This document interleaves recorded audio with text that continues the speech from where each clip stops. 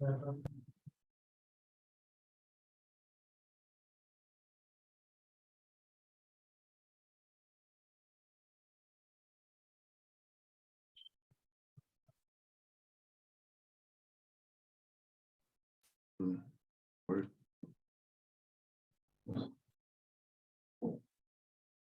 बार मेरी बात आ रही है? मेरी आवाज आ रही है आप लोगों को? जी सर, आपकी आवाज आ रही सर। एक्सेप्ट कर दिए हैं, बाकी पार्टिसिपेंट्स आना शुरू हो गए। चलें, 1 मिनट बाद आप स्टार्ट कर दीजिएगा।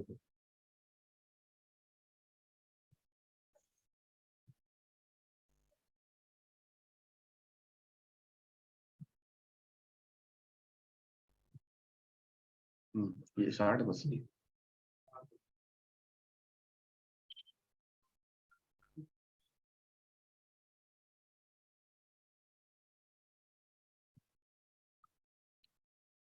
मैं अभी प्रेजेंटेशन कैसे खोलूंगा?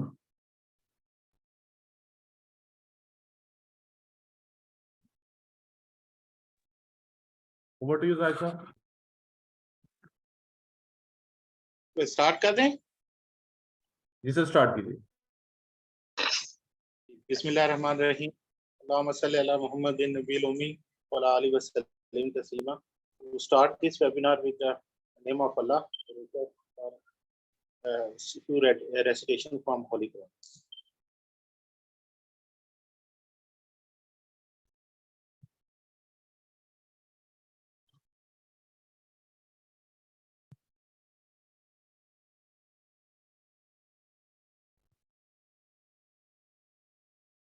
بسم الله الرحمن الرحيم. والعاديات ضبحا فالموريات قدحا فالمغيرات صبحا فأثرن به نقعا فوسطن به جمعا إن الإنسان لربه لكنود وإنه على ذلك لشهيد وإنه لحب الخير لشديد أفلا يعلم إذا بعثر ما في القبور وحصل ما في الصدور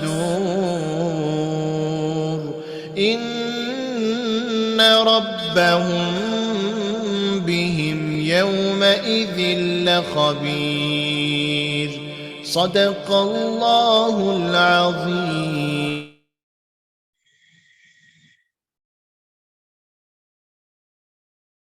Jazakallah. Assalamu alaikum, ladies and gentlemen. It's my great pleasure to welcome you all to this webinar. On behalf of our institute, PEFA, I would like to warm us and above all our respected speaker. I'm thankful to PEFA Islamabad branch committee for initiating the process to engage our members through CPT events and other social activities. We are trying to mobilize our worthy members. Dear members, this is just a beginning. I'm sure that all of us wish to have much more activities at PIFA platform. And for that, we need a very strong and vibrant support from our respective members. I'm pretty sure that at least the member present here will make a commitment with me that they will try to spare few hours from their busy schedule for each upcoming event of PIFA.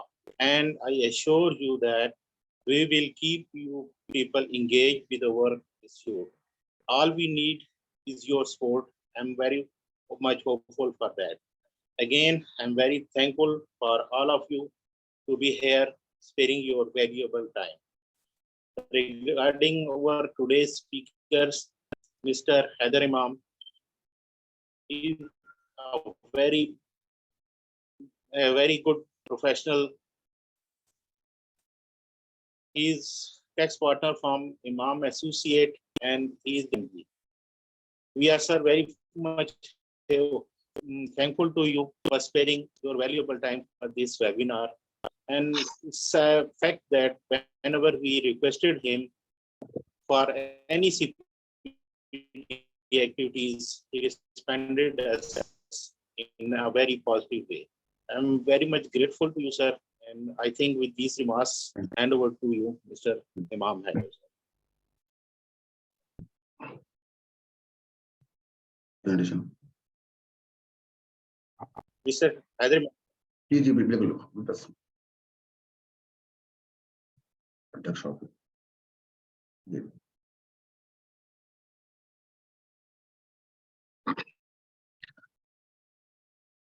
Thank you very much, Farooq Saab, and thank you very much, PIFA, for inviting me for the topic. जो कि हमारा आज का जो topic है बिल्कुल basically tax on deemed income and capital value tax के हवाले से, जो कि हम इसको डिस्कस करते हैं डिफरेंट बेस में।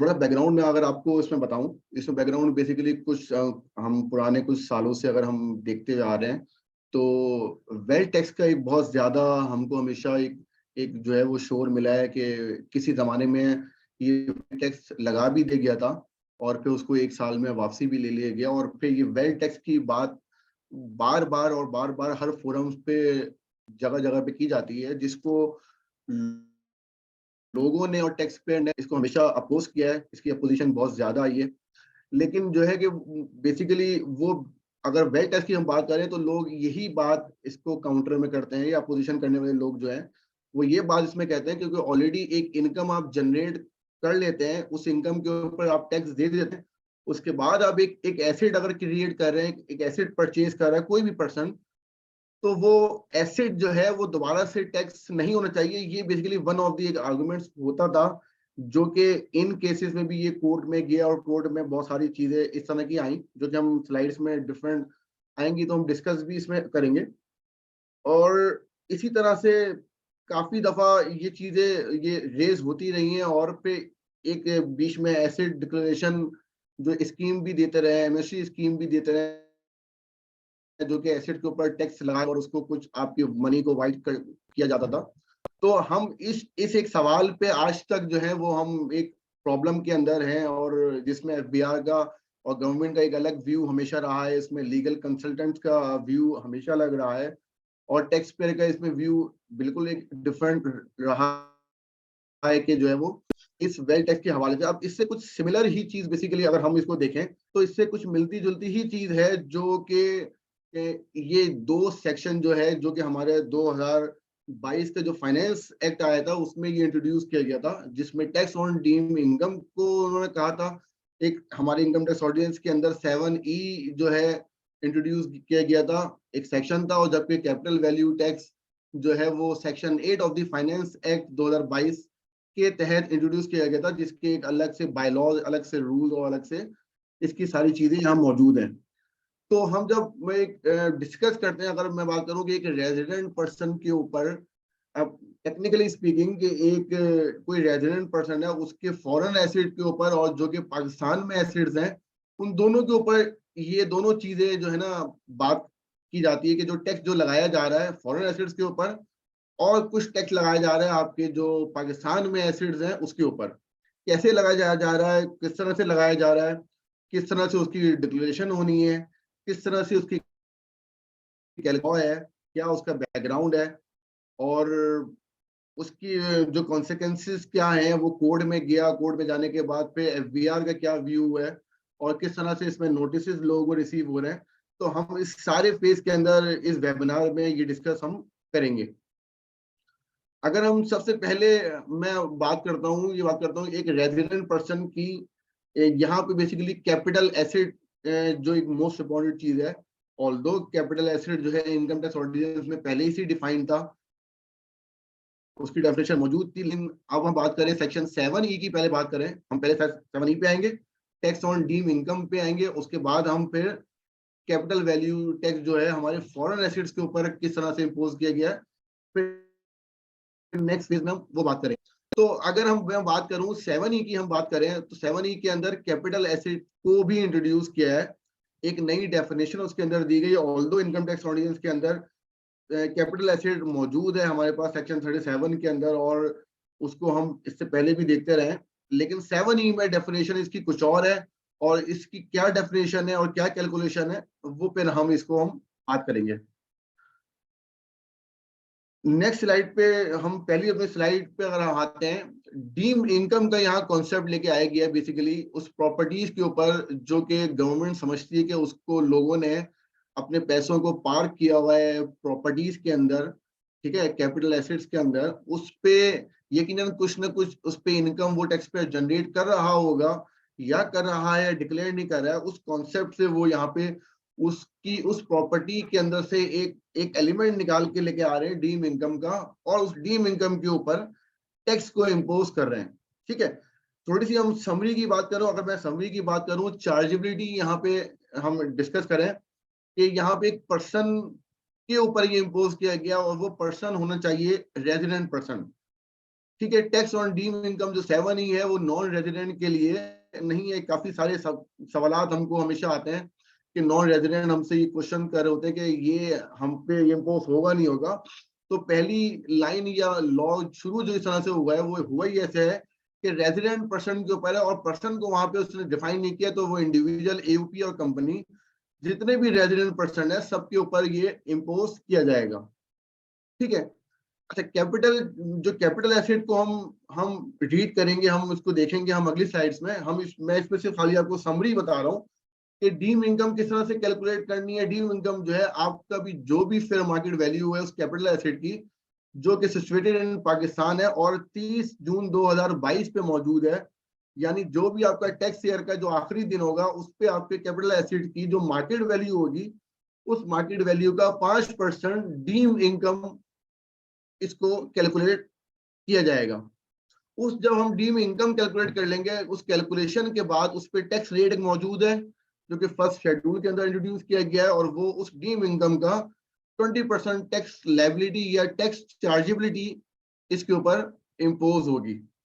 टेक्निकली स्पीकिंग हम इसको बात करें तो फेयर मार्केट वैल्यू का 1% जो है वो टैक्स कैलकुलेट होगा। क्योंकि हम डीम इनकम निकालते हैं और डीम इनकम के बाद उसका 20% टैक्स निकालते हैं, तो वो technically 1% of the fair market value हो जाता है। जो भी आपके कैपिटल एसेट का 1% है वो आपका टैक्स चार्जेबल है फॉर दी टैक्स ईयर, और वो आपको पे करना है। यहाँ पे जब फाइनेंस एक्ट 2022 इंट्रोड्यूस हुआ है तो नॉर्मली जब भी कोई बजट आता है, कोई भी फाइनेंस एक्ट आता है, तो वो इम्प्लीमेंट नेक्स्ट टैक्स ईयर के ऊपर होता है।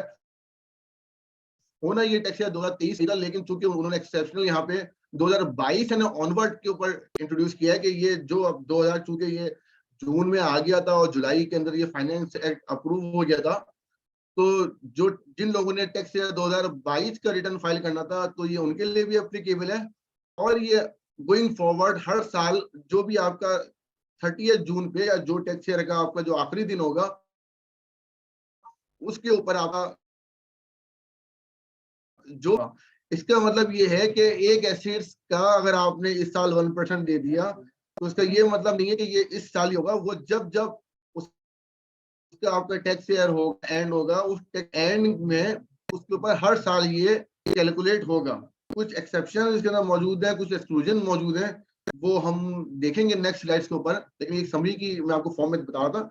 अगेन जो इसमें जो ड्यू डेट है जब आपका रिटर्न फाइल होगा उसी की जो ड्यू डेट है उसके साथ आपको एक सेपरेट फॉर्म भी दिया हुआ है। जब आपका रिटर्न फाइल होगा उसी डेट के ऊपर ये आपका डिक्लेरेशन फाइल होगा जिसके अंदर आप अपने फेयर मार्केट वैल्यू जो भी कैपिटल एसेट की फेयर मार्केट वैल्यू उसके ऊपर 1% टैक्स और वो कैलकुलेट करके वो फिर आप यहाँ पे डिस्चार्ज करेंगे।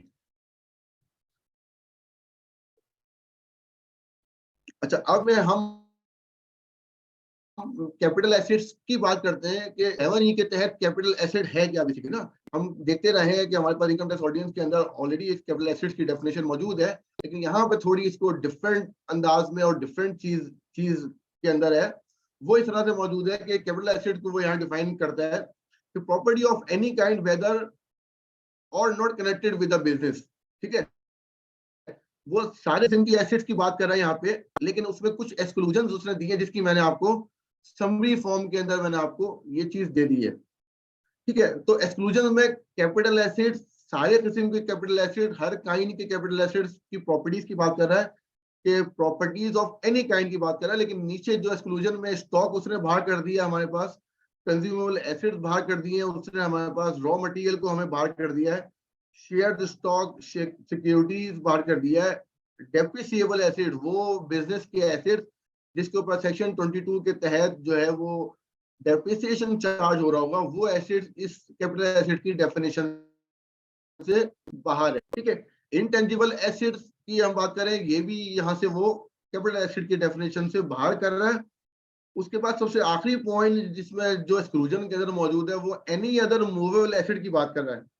अब देखिए ये बड़ी इंपॉर्टेंट यहाँ चीज है कि एनी अदर मूवेबल एसेट की अगर मैं बात करता हूँ यहाँ पे, तो सारे मूवेबल एसेट जो है वो हमारी इस डेफिनेशन से बाहर हो जाते हैं हमारे। तो अब अल्टीमेट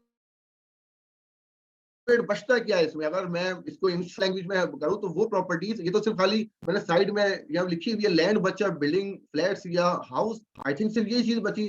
तो इसका मतलब है कि इमूवेबल प्रॉपर्टीज में मेरे पास सिलेक्टेड प्रॉपर्टी, जो मेरे पास घर, मेरे पास बिल्डिंग, मेरे पास जमीन, इसके अलावा फ्लैट्स, ये तरह की जो इमूवेबल प्रॉपर्टीज हैं, सिर्फ इसके ऊपर यहाँ पे कैपिटल एसेट चार्ज हो रहा है। इसके अलावा एक्सक्लूजन से वो सारे एसेट्स को उसने मूवेबल और इमूवेबल एसेट्स को बाहर कर दिया।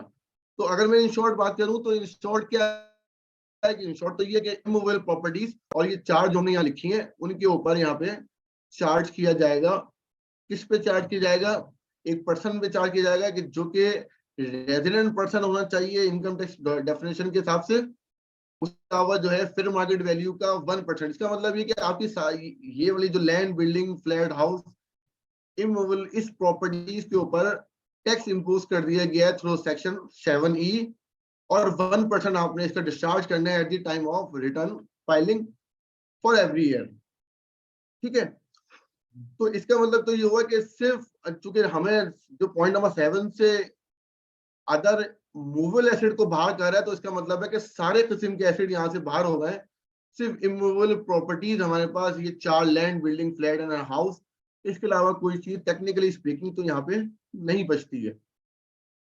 अच्छा, अब जब हमने ये पढ़ लिया कैपिटल एसेट, हमने देख लिया कि कैपिटल एसेट ये 4 किस्म के एसेट्स हैं जो कि रेजिडेंट पर्सन के जो फेयर मार्केट वैल्यू है उसके ऊपर इंपोज होगा। अब चार्जेबिलिटी क्या होगी? बेसिकली चार्जेबिलिटी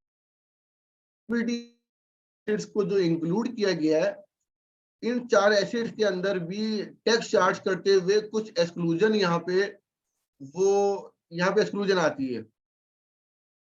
तो अच्छा, अब ये जो एसेट्स इसमें से बाहर किया है वो कुछ exclusion for charging of tax, tax की चार्जिंग से ये बाहर किया गया है। ये सारी जो एक लिस्ट मौजूद है इसकी मैंने समरी फॉर्म में आपको दे दिया है। ऑल्दो ये प्रेजेंटेशन हो गई, ये कुछ हमारे पास मटेरियल है, इसकी कुछ कैलकुलेशन के फॉर्मेट्स हैं, इसके अलावा इसमें जो कुछ कॉमेंट्री बनाई हुई है वो सारी की सारी आपको वैसे किसी को चाहिए हो तो मिल जाएगी। इस प्रेजेंटेशन के आखिरी में मैंने अपना ईमेल एड्रेस और अपना मोबाइल व्हाट्सएप नंबर लिखा हुआ है, तो जिसको चाहिए हो वो सारी मटेरियल डिटेल फॉर्म के अंदर सारे सारे आपको अवेलेबल हो जाएंगे ईमेल पे या व्हाट्सएप पे। ठीक है, तो अब मैं एक्सक्लूजन की अगर यहाँ बात करता हूँ तो कौन से कैपिटल एसेट्स एक्सक्लूड किए गए हैं फॉर चार्जिंग ऑफ टैक्स। जब एक बंदा अपने एसेट्स के जो वेल्थ स्टेटमेंट में एसेट्स हैं, इमूवेबल प्रॉपर्टीज हैं, उनको जब लेके बैठता है तो उसमें से कहते हैं सबसे पहले one capital asset own by the resident person, वो यहाँ से एक्सक्लूड हो जाएगा। क्या इसका मतलब हुआ कि मैं अपना कोई भी एक ओन एसेट जो है वो अपनी टैक्स की चार्जेबिलिटी से, जिस डीम इनकम के ऊपर जो डीम इनकम मैं निकालूंगा उसके ऊपर टैक्स चार्जेबिलिटी से वो बाहर हो जाएगा। तो कोई भी एक एसेट बाहर हो यहाँ से हो जाता है। अब यहाँ पे सवाल यहाँ पे निकल के आते हैं कि कौन सा एसेट जो है वो बाहर करूं।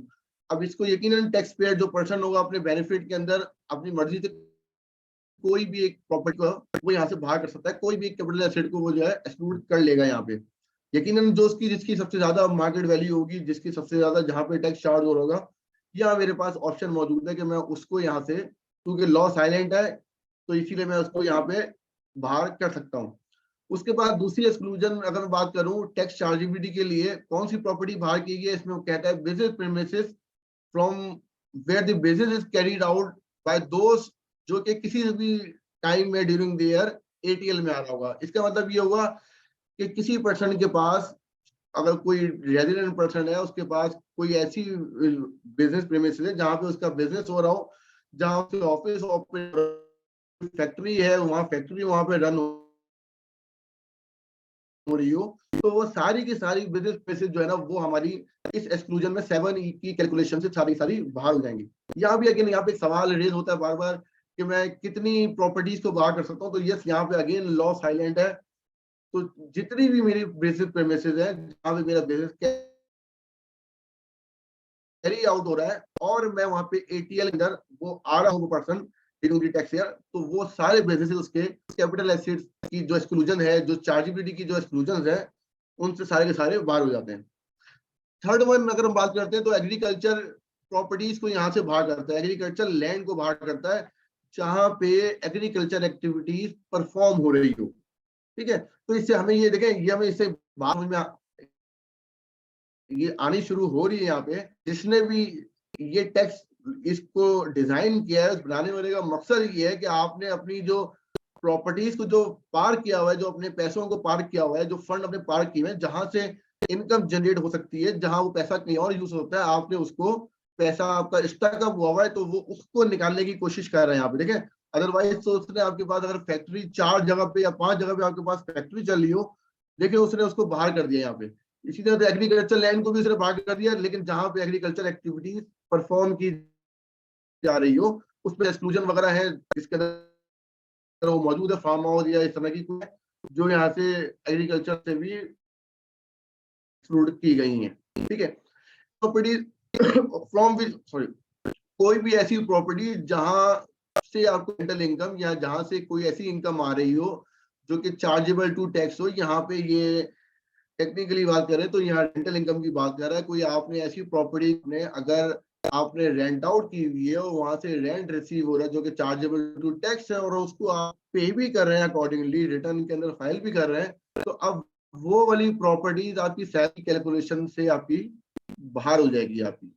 ठीक है, इसके अलावा कैपिटल एसेट है, कोई भी आपने एसेट परचेज किया जिसमें आपने फर्स्ट शेयर जब आप परचेज करते हैं तो आप एडवांस टैक्स में 236K में टैक्स पे करते हैं। यहाँ पे उसको भी एक्सक्लूड कर दिया गया कि पहला साल किसी भी प्रॉपर्टी का जिस साल में आपने 236K का टैक्स एडवांस टैक्स आपने डिस्चार्ज किया हो, वो उसको यहाँ से एक्सक्लूड कर दिया गया है। लेकिन पॉइंट यहाँ पे ये है कि सिर्फ उस साल एक्सक्लूड किया गया, शेयर की बात कर रहा है कि first tax share of acquisition very tax under section 236 के हैज बीन पेड।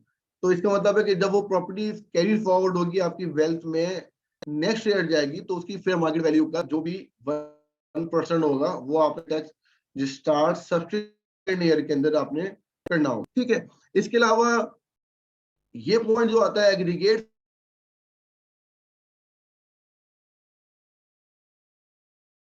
मिलियन की यहाँ पे थ्रेशोल्ड दिया गया है। अब देखें, ये एक थोड़ी सी इंटरेस्टिंग यहाँ पे है।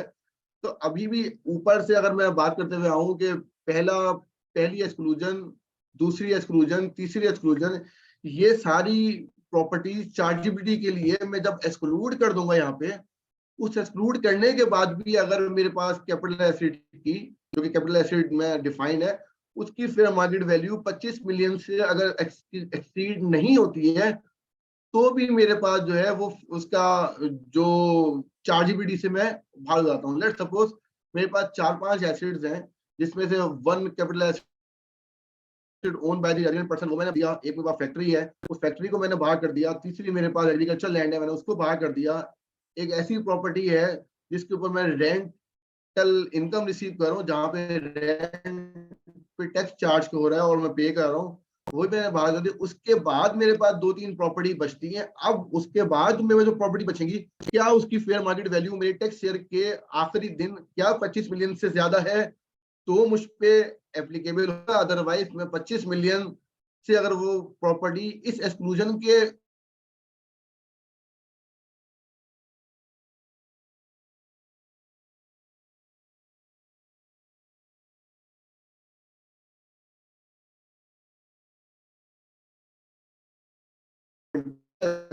है वो प्रोविजनल गवर्नमेंट या लोकल गवर्नमेंट के पास है, तो वो इस 7 की डोमेन से 7 की 4 जीबी से बाहर होता है। इससे ये बात साबित होती है कि जो है ये ऑल रेजिडेंट पर्सन के ऊपर एप्लीकेबल होता है, चाहे वो इंडिविजुअल हो या कंपनी हो, क्योंकि इसको एक्सक्लूड करने की यहाँ पे वजह ही यही है कि इसमें सारे रेजिडेंट पर्सन इंक्लूड्स हैं। इसके अलावा जो है सबसे आखिरी हमारे पास जो एक्सक्लूजन है वो कहते हैं कैपिटल एसेट्स, वो बिल्डर्स, वो डेवलपर्स, वो लोग जो कंस्ट्रक्शन का काम है, जिनका काम ही यही है कि वो प्रॉपर्टी खरीदते हैं और प्रॉपर्टी के ऊपर मार्केटिंग करके उसको बेचते हैं, तो वो यहाँ से ये बाहर हो जाता है। लेकिन उसके लिए कंडीशन दी हुई है, general definition non business professional, ये एक इदारा है जो कि इसके अंदर उस बिल्डर, उस डेवलप करने वाले जो भी कंपनी है या जो भी पर्सन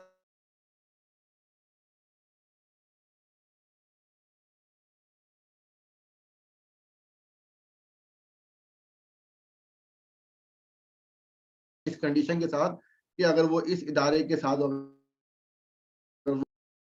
ठीक है।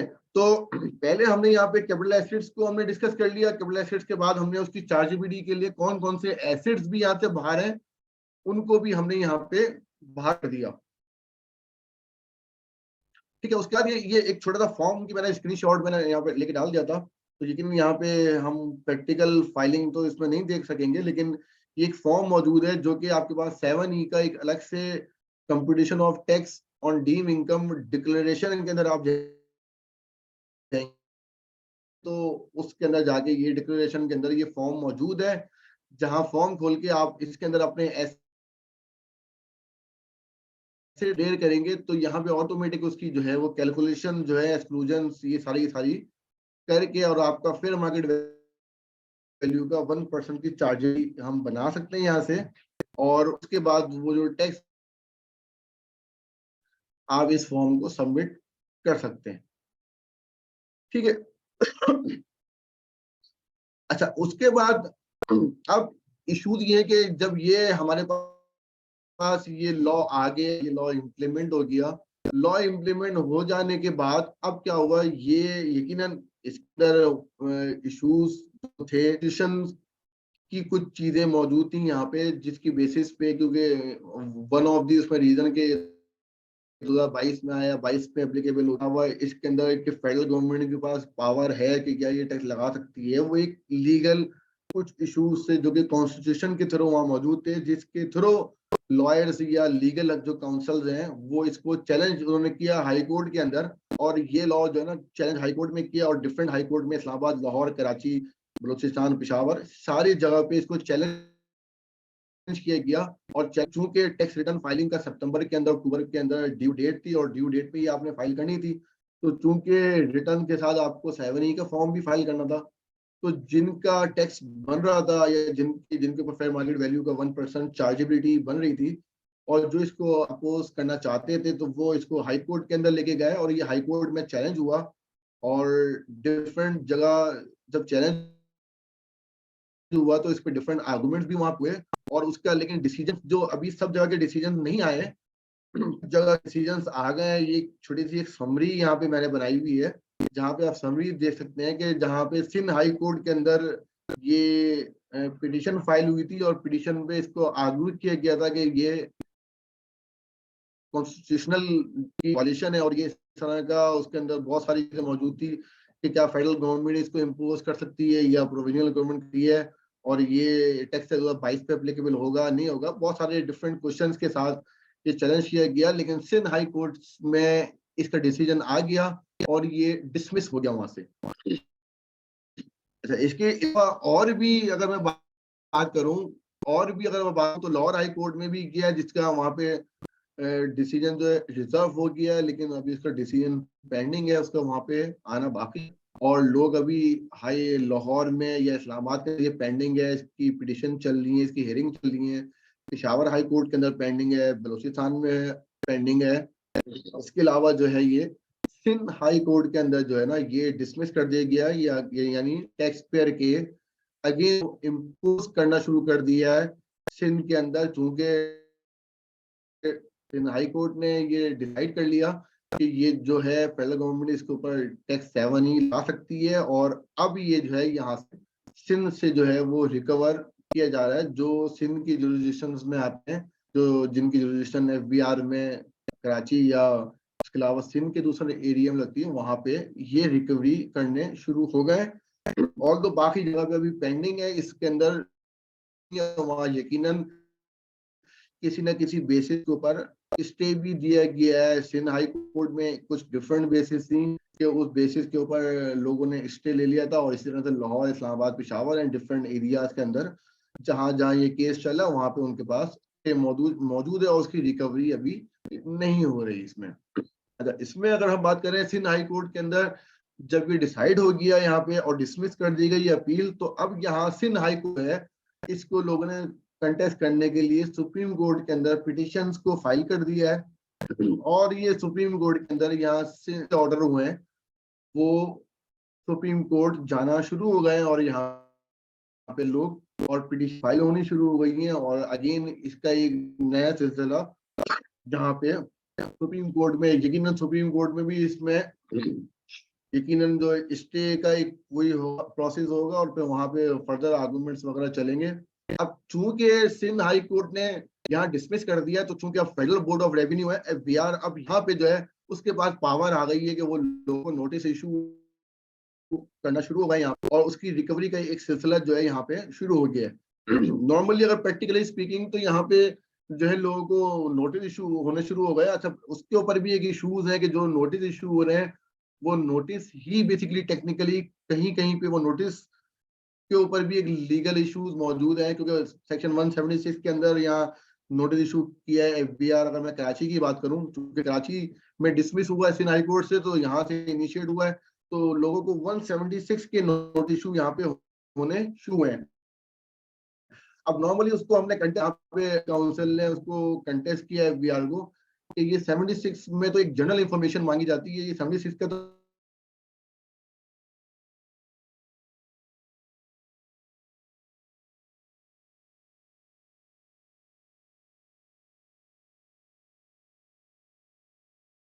तो 22/9 में कर रहा है, कोई 122/5 में कर रहा है। तो चूंकि हमको यहाँ पे नजर आता है सिंध के अंदर भी, कराची के अंदर भी कोई कंसिस्टेंट इनका एफबीआर का व्यू अभी तक,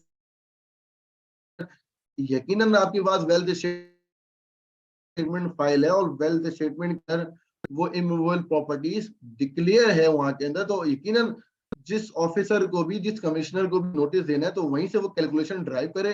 ये तो नहीं होता कि आप हर किसी को, क्योंकि एक एक्सक्लूजन है, देखें आप अगर एक इमूवेबल प्रॉपर्टी मेरी कैपिटल एसेट की डेफिनेशन में मेरी पास प्रॉपर्टीज आ भी रही है, तो ये देखे बगैर कि उसकी एक्सक्लूजन्स को हटाने के बाद मुझ पर एप्लीकेबल होता है या नहीं होता है। तो एफबीआर में कराची में ये जो लोग प्रैक्टिस कर रहे हैं, जो कराची में जो काम कर रहे हैं, या कुछ लोगों को नोटिस आए भी होंगे, उन्होंने जो है ना वो इन जेनरिक सा नोटिस जो है वो लोगों को देना शुरू कर दिया है, जिसको लोग कंटेस्ट भी कर रहे हैं। और यहाँ पे कराची के अंदर तो एफटीओ के अंदर भी कुछ लोग वो नोटिस लेके गए 176 का, जिसमें हमारे यहाँ फॉर्मल जो है वो एफबीआर के चेयरमैन था, जिनका यहाँ पे पब्लिश हुआ कि वो एफटीओ गए, और वहां से वहां पे जो एफटीओ ने उनके फेवर में डिसीजन दिया, उस नोटिस को एफबीआर ने विड्रॉ करना पड़ा है।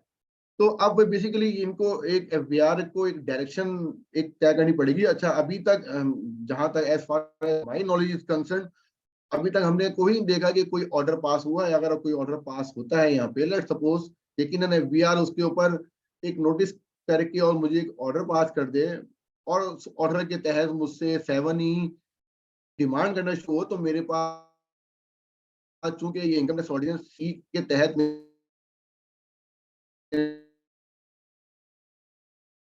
अगर चूंकि अभी देखने में नहीं आया किसी जगह पे कि ऑर्डर पास हुए हैं, अभी सिर्फ नोटिस पे ही बात चल रही है, तो अगर ये ऑर्डर पास हो तो ये अपीलेट ऑर्डर होगा, और जो है इसको चैलेंज किया जाएगा अपील के अंदर भी, साइमल्टेनियसली भी यहाँ चैलेंज शुरू हो गया है, तो लोग यहाँ सुप्रीम कोर्ट भी जा रहे हैं। तो अगर किसी के पास नोटिस आया हुआ है, ऑर्डर पास हो जाता है, तो ऑर्डर में फर्स्ट स्टेज पे हमारे पास अपील में जाना होगा, साइमल्टेनियसली अगर इसको रिकवरी को चैलेंज करना है तो सुप्रीम कोर्ट हमको जाना पड़ेगा। अच्छा, वो कुछ लोग मौजूद है यहाँ पे कि जो जब नोटिस लोगों के पास आ गया, अब जो लोग हाई कोर्ट में पार्टी नहीं थे, कुछ टैक्स पेयर थे जो कि हाई कोर्ट में नहीं गए और उनके ऊपर 7E एप्लीकेबल होता है। अब उनके पास एक फोरम मौजूद है सुप्रीम कोर्ट, जहां वो पिटीशन लेके जा सकते हैं अपनी, लेकिन उसके लिए लीगल काउंसिल की जो टीम है उनका स्टांस यही है कि वो डायरेक्ट सुप्रीम कोर्ट नहीं जा सकते, उनको यकीनन हाई कोर्ट के अंदर पिटीशन फाइल करनी होगी,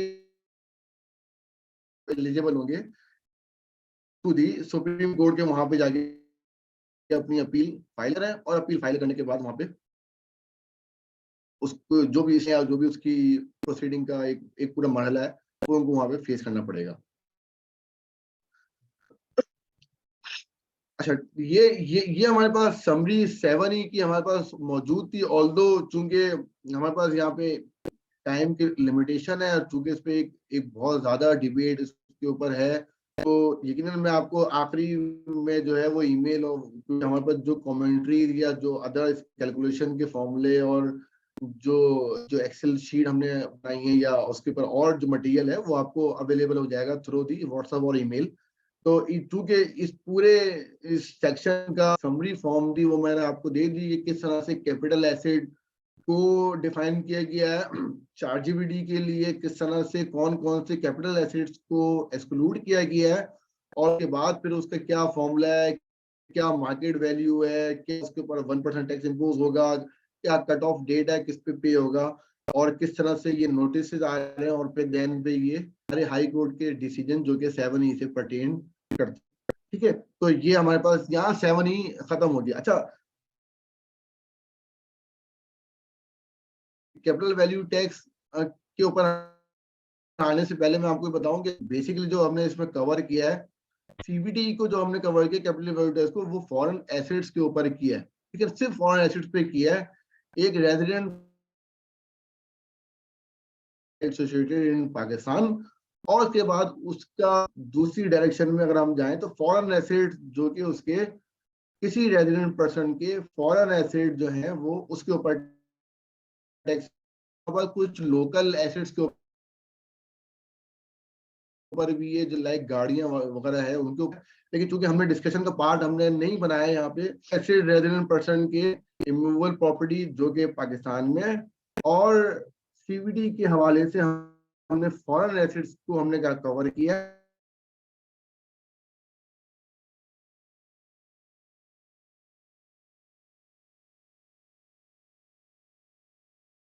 चूंकि कोड के अंदर भी ये इसी तरह से गया हुआ है, तो हमने सीवीडी ऑन फॉरेन एसेट्स को हमने कवर किया है। ठीक है, 7E से अगर मैं थोड़ा सा हम आते हैं, बाहर आते हैं, तो चूंकि यहाँ पे सेक्शन 8 फाइनेंस एक्ट 2 का सेक्शन 8 है, उसमें सीबीडी को इंट्रोड्यूस किया गया है और इसके अलग से रूल, इसके प्रोसीजर सारे बना दिए, और उसके अंदर बहुत सारी चीजें जो है ना वो इनकम टैक्स ऑर्डिनेंस से ही अडॉप्ट की गई है, जो कि हम अभी डिस्कस करेंगे।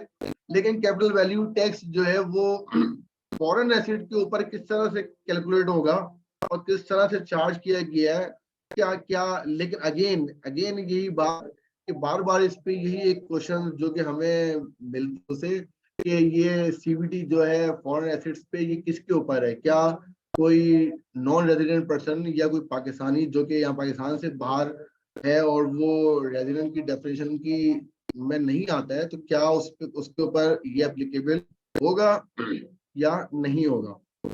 तो हम इसको बढ़ते आगे की तरफ बढ़ते हैं और इसमें देखते हैं कि यकीनन इसके अंदर भी क्या चार्जेबिलिटी और क्या इसके अंदर भी एसेट्स हैं, यकीनन इसके अंदर भी एसेट्स को डिफाइन किया, और ये कब से एप्लीकेबल है, यकीनन ये 2022 से ऑनवर्ड एप्लीकेबल उसी तरह से।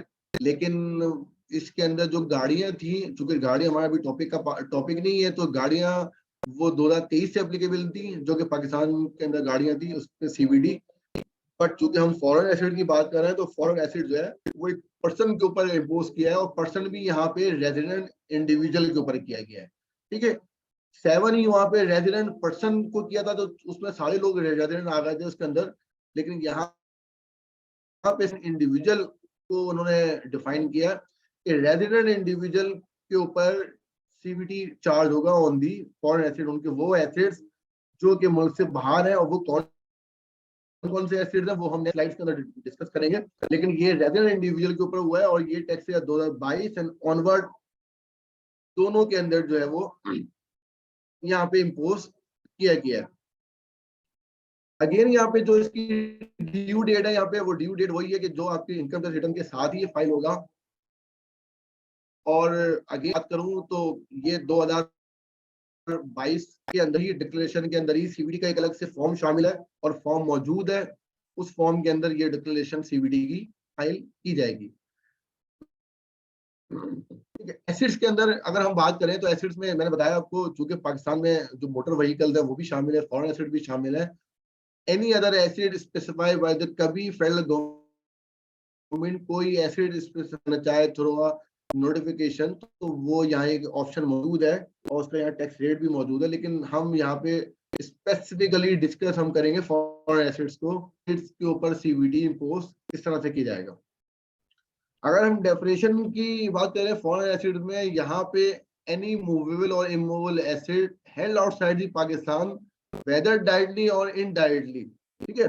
तो इसका मतलब ये हुआ, यहाँ पे मूवेबल एसिड की बात कर रहा है CVT, capital value tax on foreign acid, जो चार्ज किया जाएगा वो किन एसिड पे होगा कि जो कि वहां पे देखें वहां सिर्फ इमूवेबल 7E के अंदर सिर्फ इमूवेबल के अंदर मौजूद था, उन्होंने स्पेसिफिक एसिड दिए थे, लेकिन चूंकि यहाँ सीवीडी के अंदर उन्होंने बहुत ब्रॉड डेफिनेशन यहाँ पे दी है, any movable and immovable property held outside Pakistan. इसका मतलब ये है कि सारे एसिड्स को उन्होंने शामिल कर लिया और फर्दर यहाँ पे एन इंक्लूड करके उसने ये सब चीजें भी डाल दी है कि रियल एस्टेट हो गया, मॉर्गेज एसिड्स हो गए, स्टॉक शेयर बैंक अकाउंट्स वगैरह अगर आपके वहां मौजूद है फॉरेन मुल्क से बाहर, उस सारे बैंक अकाउंट के ऊपर आपका मौजूद है, ये सीवीडी कैलकुलेट होगा। इसके अलावा जो है वो कोई कैश है आपके पास, ज्वेलरी है, कोई पेंटिंग्स हैं, कोई लोन है, कोई रिसीवेबल टाइप की चीजें हैं, ठीक है, कोई आपके जो डिपेंडेंट्स हैं उनके आपके एसेट मौजूद है यहाँ पे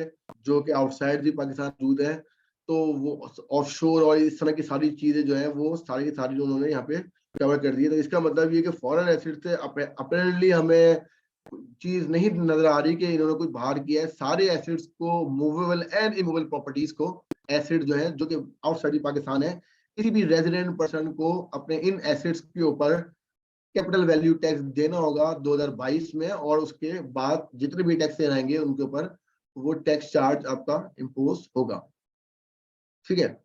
अच्छा, अगेन सीवीडी के अंदर हम बात करें, हमने बार बार 7E वाले क्वेश्चन पे अगर हमने बात की तो 7E पे हम ये बात करते हैं फेयर मार्केट वैल्यू क्या होती है ना, ठीक है।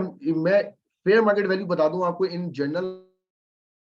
अगर 7E के लिए हम बात करें तो फेयर मार्केट वैल्यू डिफाइन की गई है सेक्शन 68 के अंदर 4 के अंदर, जहां पे वो इमूवेबल प्रॉपर्टीज को कहता है फेयर मार्केट वैल्यू है क्या। फेयर मार्केट वैल्यू वहां डिफाइन है कि fair market value of immovable property जो कि एफबीआर नोटिफाई करेगा, वो एफबीआर जो नोटिफाई करेगा, उन्होंने अपने नोटिफिकेशन दिए हुए हैं जहां पे एरिया वाइज उन्होंने वहां पे डिफाइन किया हुआ है, वहां एरिया वाइज उन्होंने स्क्वायर फीट पे और एक कैलकुलेशन दी हुई है। सिंपल उस नोटिफिकेशन के तहत आप उसकी मार्केट वैल्यू को कैलकुलेट करेंगे, ठीक है। 7E के अंदर इस तरह से नहीं है कि आपने कोई बोला कि मेरी यहाँ पे डीएचए के अंदर कोई प्रॉपर्टी है और उसकी मार्केट वैल्यू जो तो ये मेरी मार्केट वैल्यू नहीं, मार्केट वैल्यू उसने डिफाइन, क्योंकि इनकम टैक्स ऑर्डिनेंस का पार्ट है, इसलिए क्योंकि इनकम टैक्स ऑर्डिनेंस के अंदर फेयर मार्केट वैल्यू डिफाइन है सेक्शन 68 के अंदर, वहां पे वो ये कहता है 68(4) के अंदर कि जो आपकी एफबीआर नोटिफाई करेगा, जो एफबीआर वैल्यू होगी वही आपकी फेयर मार्केट वैल्यू होगी, आपने वहां से कैलकुलेट करना। अब जब हम सीवीडी के अंदर भी आते हैं, सीवीडी के अंदर भी यहाँ पे वो कहता है किस एसेट्स के ऊपर, ठीक है। अगेन हम बात करें, हम जब मैं कंपैरिजन के अंदर बात करूं तो कंपैरिजन में 7E की फेयर मार्केट वैल्यू हम एफबीआर की नोटिफाइड वैल्यू लेंगे, जो एफबीआर की वैल्यू है वो लेंगे। बट अगर मैं कंपेयर करूं कि सीवीडी के अंदर एसेट्स की वैल्यू हम क्या लेंगे, यहाँ पे बड़ा क्लियर यहाँ डिफाइन कर रहा है कि value of the foreign asset क्या होगी, ठीक है ना।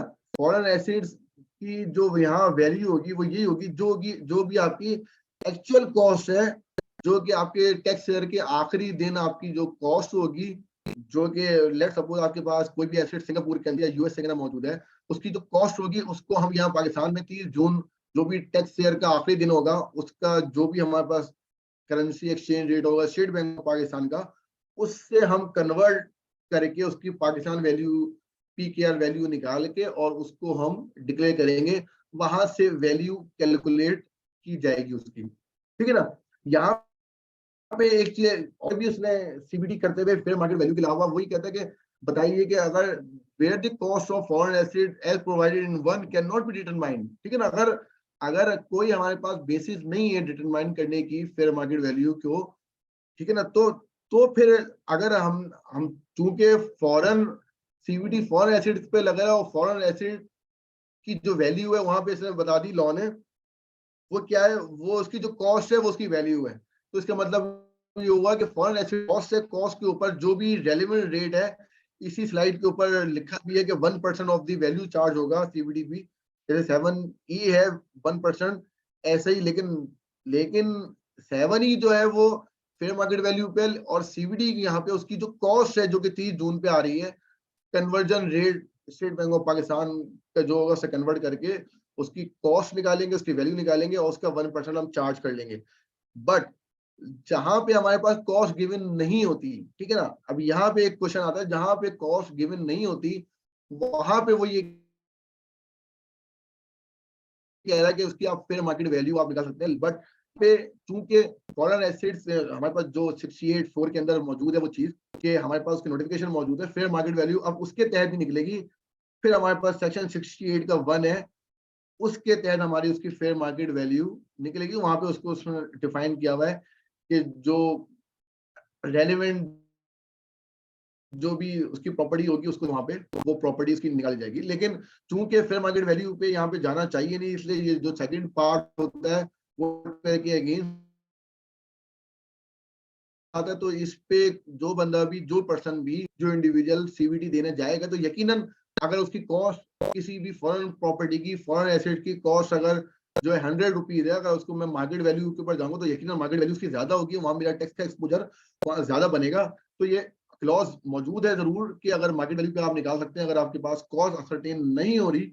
लेकिन अगेन चूंकि मेरे अगेंस्ट है इसलिए मुझे वो कॉस्ट डिटरमाइन करनी लाजमी होगी, और ताकि मैं उस कॉस्ट के ऊपर अपना 1% कैपिटल वैल्यू टैक्स को कैलकुलेट करूं, और ताकि मेरे पास यहाँ पे सीबीडी निकालते हुए मेरे पास टैक्स की सेविंग आ सके। क्योंकि फेयर मार्केट वैल्यू अगर मैं चले जाता हूँ तो ये मेरा ज्यादा होगा यहाँ पर।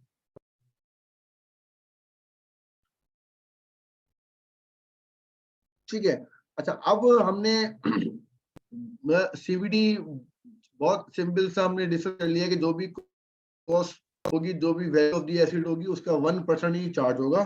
ठीक है, अगेन मैंने इसको समरी बनाना से किया है कि उसकी पेमेंट, उसकी असेसमेंट एंड अपील, क्योंकि ये फाइनेंस एक्ट 2022 के थ्रू, ये सेक्शन 8 के थ्रू ये आया है, ये डायरेक्ट इनकम टैक्स ऑर्डिनेंस का पार्ट बना।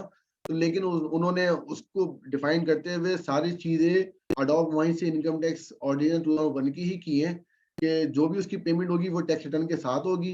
ठीक है, कोई भी सीबीडी का कोई भी असेसमेंट, कोई भी जो है नोटिस या कोई भी ऑर्डर पास हो जाता है तो हमारे पास उसका असेसमेंट वगैरह, उसकी जो अपील्स का जो क्राइटेरिया है वही मौजूद है कि जैसे असेसमेंट हमारी इनकम टैक्स ऑर्डिनेंस के अंदर होगी वैसी असेसमेंट हमारी इसके अंदर होगी। और अगेन अगर टैक्स पेयर के अगेंस्ट कोई ऑर्डर हो जाता है जिसको वो कंटेस्ट करना चाहता है तो उसकी अपील के सारे वही सेक्शन है, सेक्शन 127 और आगे सारे वही जो हमारे पास इनकम टैक्स ऑर्डिनेंस के अंदर डिफाइन है। चूंकि 7E में ये बात बताने की जरूरत इसलिए नहीं थी क्योंकि 7E खुद इनकम टैक्स ऑर्डिनेंस का एक पार्ट है, तो जरूरत नहीं है वहां पे ये बात बताने की कि अगर मेरी असेसमेंट होगी तो कैसे होगी और मेरी अपील होगी तो कैसे होगी। यहाँ पे चूंकि ये डायरेक्ट जो आया, ये फाइनेंस एक्ट के थ्रू, सेक्शन 8 के थ्रू ये लॉ लाया गया है, तो यहाँ पे वहाँ इस लॉ के अंदर उन्होंने ये डिफाइन जरूर किया है कि इसका असेसमेंट का क्राइटेरिया और इसकी जो अपील और लिटिगेशन का क्राइटेरिया है वो वहीं से लिया जाएगा जो कि हमारे इनकम टैक्स ऑर्डिनेंस के अंदर डिफाइन है। उसके बाद उसके बाद अगर हम फॉर्म की बात करते हैं यहाँ पे, तो अगेन मैंने यहाँ पे स्क्रीनशॉट लेके फॉर्म दे दिया। ये यकीनन ये जो इसके ऊपर हम एडिटेबल नहीं है, ये एक एक उन लोगों के लिए जिन्होंने इसको बिगनिंग से देख रहे हैं इसको, तो वो फॉर्म ये अवेलेबल डिक्लेरेशन के अंदर, आईएरएस में लॉगिन करने के बाद डिक्लेरेशन के अंदर ये फॉर्म वहाँ पे अवेलेबल है। तो उस फॉर्म के हवाले से जो है वो सिंपल सा फॉर्म है इसको भरने के लिए। तो कोई भी टेक्निकल असिस्टेंस अगर फॉर्म भरने में जरूरत पड़ती है तो यकीन पिफा या हमसे आप कांटेक्ट कर सकते हैं। ठीक है, अगेन जब सीवीडी भी आया तो जैसे 7E को चैलेंज किया गया कोर्ट के अंदर, सीवीडी को भी कोर्ट के अंदर चैलेंज किया गया। और सीवीडी जो फॉरेन एसेट्स पे आया है बेसिकली उसको चैलेंज किया गया है, जो पाकिस्तान में जो प्रॉपर्टी है उसको चैलेंज किया गया है। तो अगेन यहाँ पे हमारे पास डिफरेंट डिफरेंट कोर्ट्स के अंदर, सिंध हाई कोर्ट के अंदर गया, लाहौर हाई कोर्ट, इस्लामाबाद, पेशावर, बलोचिस्तान, और इन सारे हाई कोर्ट्स के अंदर ये पिटीशन फाइल हुई है। लीगल काउंसिल जो भी है उन्होंने फाइल की है, और उसके बाद जो है ये सिंध हाई कोर्ट से अगेन ये डिसमिस हुई है टैक्स पेयर के अगेंस्ट में। अब ये रिकवर की जा सकती है जो टैक्स पेयर, जो पर्सन जिस पे फॉरेन एसेट एप्लीकेबल होता है और वो उसकी जुरिसडिक्शन जो है वो सिंध की लगती है, वो एसएस होता है हमारे यहाँ कराची में, वीआर में, एलटीओ में या आरटीओ में या सीटीओ में। तो यकीनन अब उनको नोटिस आने शुरू हो गए होंगे। ठीक है, अभी तक प्रैक्टिकली हमने सीवीडी के ऊपर नोटिस नहीं देखे, लेकिन ये नोटिस आएंगे, अब ये रिकवर किया जाएगा। बाकी जगहों पे लाहौर में भी डिसमिस कर दिया गया है, लेकिन सिंगल बेंच ने इसको डिसमिस किया है। तो अब चूंकि सिंगल बेंच ने सुना था इसको, तो यकीनन ये लाहौर हाई कोर्ट के अंदर डबल बेंच के अंदर ये चैलेंज किया जा रहा है ये, क्योंकि सुप्रीम कोर्ट इसमें नहीं जाया जा सकता डायरेक्ट जब तक डबल बेंच जो डीबी है वो उस डीबी से डिसीजन ना आ जाए। तो यकीनन ये सिंगल बेंच जो है वो लाहौर की, वहां से ये डिसमिस हो गया है। इस्लामाबाद के अंदर ये पेंडिंग है, ये यकीन वहां पिटीशन फाइल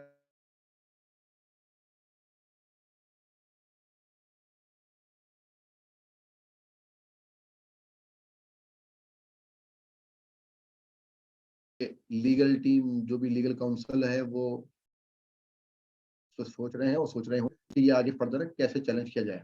ठीक है, तो हमारे पास ये सारी समरी दोनों की आप हमारे पास आ गई है, जो कि ये सारी की सारी आपको अवेलेबल हो जाएगी। और मैंने इसमें ईमेल दिया, अपना फोन नंबर भी लिख दिया, आप चाहें तो इसमें नोट कर लें, चाहे तो आप जो है वो पिफा इस्लामाबाद से ये ले सकते हैं।